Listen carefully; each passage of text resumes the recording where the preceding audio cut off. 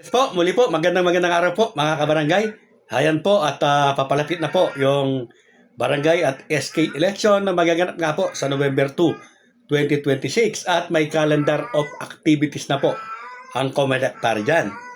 Alam po ba ninyo na noong nakaraang barangay at SK election po ay napakarami po ng mga nanalo na hindi nakaupo dahil sa premature campaigning? Yes po, mga nanalo na hindi po nakaupo dahil nga po sa may kaso sila. So, kung ayaw na po ninyong mangyari sa inyo yan, ulitin ko po, mangampanya na po kayo ngayon. Mangampanya na kayo, massive campaign na po ang gawin po ninyo. Siyempre, kailangan buo po ang inyong grupo para makasabay po kayo sa Agos. Dahil sabi ko nga po, yung mga nakaupo po, nangangampanya na po yan araw-araw. Dahil nandyan po sila sa barangay at siyempre po, nakaupo na yan. Priority po na kahit sabihin pa po natin na yung ginagawa po nila para sa barangay ay pangangampanya. So, yan po yung talagang mga pangyayari. Kahit anong gawin po ng mga nakaupo dyan po sa barangay hall, wala po tayong magagawa.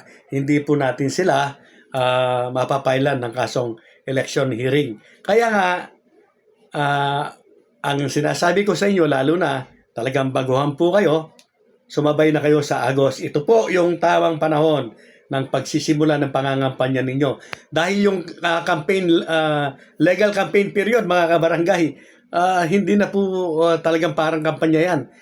Naging legal lamang yan, pero yan po ay malapit na po sa halalan, ilang araw na lamang, parang formality na lamang po yun. Ngayon po, yung tamang panahon, mga kabarangay.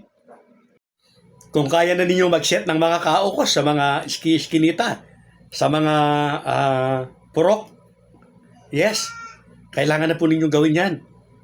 Siyempre, dapat may mga leaders na kayo na pwedeng tumulong po sa inyo para sa pagseset po ng inyong mga kaukos. At unti-unti ay ipahayag na po yung inyong mga saloobin, mga programa na pwede nyong ipatupad o yung inyong gagawin kapag kayo po ay nakaupo na.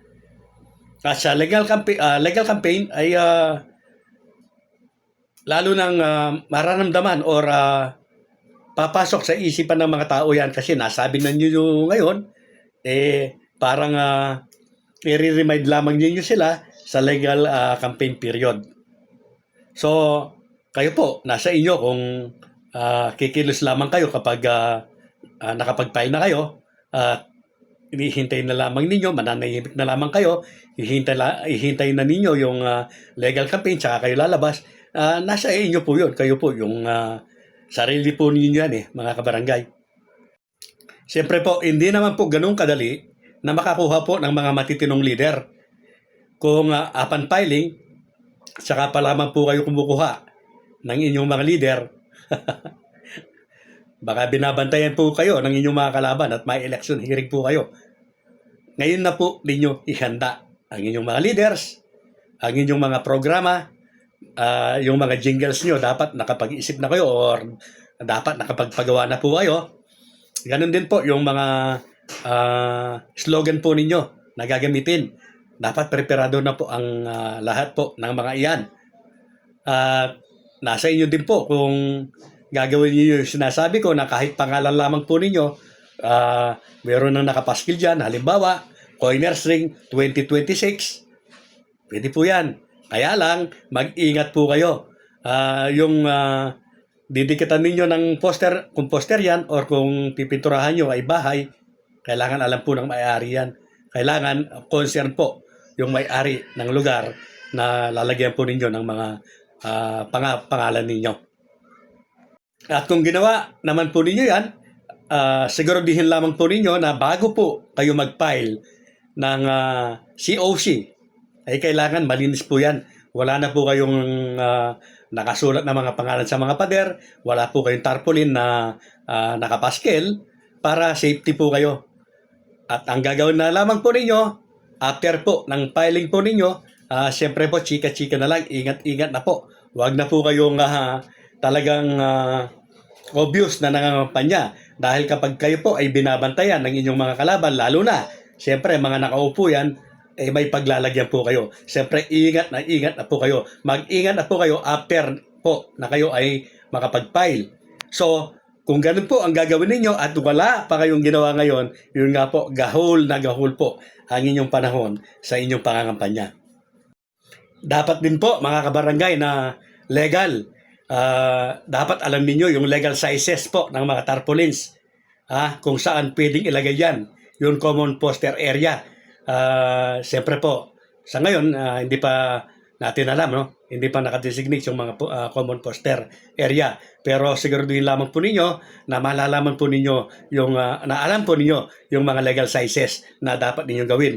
At dapat siguraduhin po ninyo na sa araw po ng halalan ay marami po kayong sample ballots na kailangan po maipamigay sa mga botante. Dahil kung kulang po yung mga sample ballots ninyo, yung mga pamphlets o folletos po ninyo ay disadvantage po sa inyong kandidatura yan. Siyempre po lalo-lalo na nga kayo ay mga baguhan pa lamang. Po ninyo ng inyong mga leaders, ng inyong mga kasamang magtatrabaho sa iyong pangangampanya ay mas maigi po na iset na rin po ninyo yung inyong mga watchers. Yes po. Kahit hindi pa nyo i-seminar sila ngayon, pero kailangan meron na po kayong napili, napusuan. Yung po talagang magagaling at talagang maaasahan. Dahil ang mga nasa poll watchers po ang buhay o pag-asa ninyo para manalo. Yes po, napakalaki po ng magiging trabaho ng mga poll watchers para sa mga kandidato na kanila pong kinakatawan. Yes po. Dahil kung magagawal ka sa panahon, baka sino-sino na lamang po yung mapili, yung makuha mo. Mahirap po yan. Dahil isi-seminar at iti-training pa yan, mga kabarangay. So muli po, maraming salamat sa mga patuloy po na sumusuporta at sumusubaybay sa aking channel. At sa lahat naman po na ating mga baser, ako po ay nananawagan na sana po ay tigilan na po ninyo yung pangungutya. Pwede po kayong mag-komento ng ayon po sa inyong napanood, ayon po sa content na aking tinalakay.